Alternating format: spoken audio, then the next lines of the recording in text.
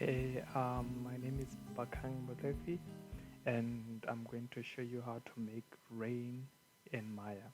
So basically, I'm doing this tutorial as my very first tutorial for the advanced story concepts class. My instructor gave us assignment to make a tutorial for something we learned recently. So I think something that is very cool that I learned recently was to make rain on Maya. So if you're considering rain or rendering this rain in Arnold, you might want to consider other tutorials on how to do that because I only have option how to make this on Maya and only place here.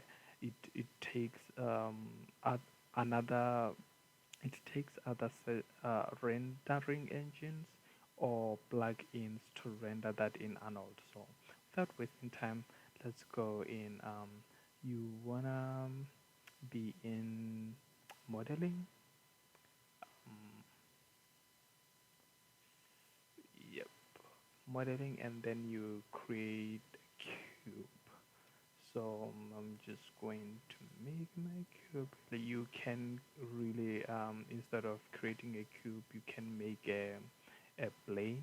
But I like three-dimensional objects, so I'm just going to create a cube, and you wanna duplicate this cube, and don't forget to name your objects if you have any intense scene. So for the sake of tutorial, we're going to have this as clouds or source of our rain, and we're going to have this as the ground or earth, however you call it. So now let's go back in, and you wanna now change to VFX to access N particles and make this cloud here emit from object. You check this box right here.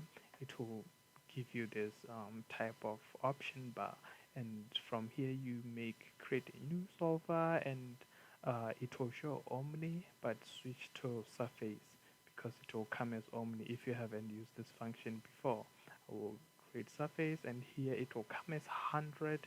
You want to make it 1000, and you can tweak this when you according to how you want to change your rain later. But for now, you click apply, create, and then close this box right here. So if you hit play, you will notice that your rain is coming up, and as you go, you see it's going down below. We don't want it to, go forever like this because it's really gonna crush your Maya. And the second thing is that we don't want it to go through this earth right here. But um, let's see how it stops here before we go there. So you go to particle shape here, and you go to shading. We are going to make our rain look like a rain instead of balls.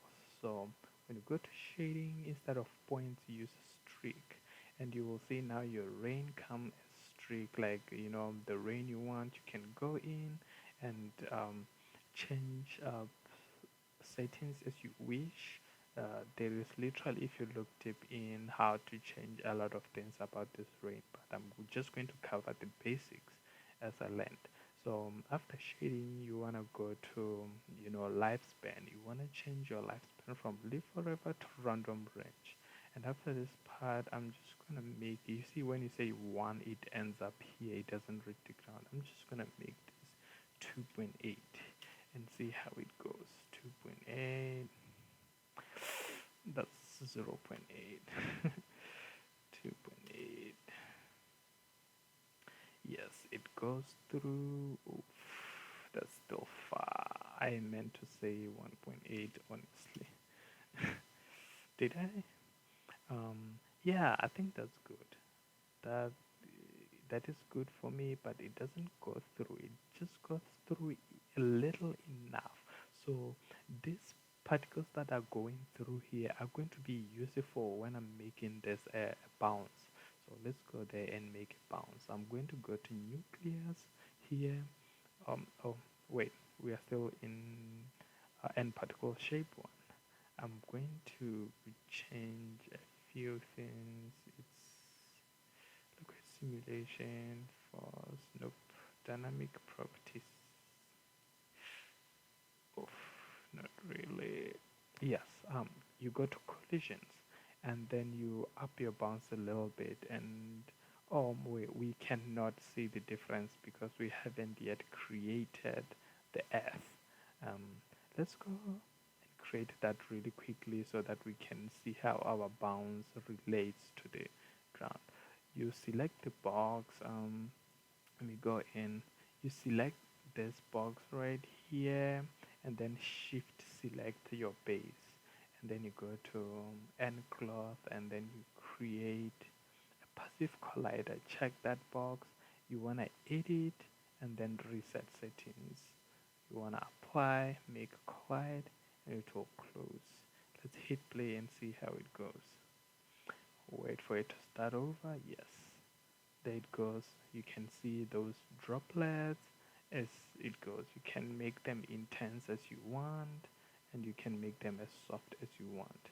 I'm just gonna click bounce a little bit more often, a little bit more, just up it a bit to create that sort of intense range. So that is good for now for the sake of tutorial, and you can literally change it however you want, but for now let's go in the nucleus and change the direction of the ray. You want to change it to gravity direction. I'm going to say point 1. um, it's giving me this diagonal, diagonal motion. I really want it to show that slanting, so I'm just going to change it to point 2. Right now you see that it's going in a diagonal phase depending on how you want your ring to be. So this is pretty much it, a very first tutorial of mine on how to make rain on Maya. Let me know what you think. Thank you for your time. Bye.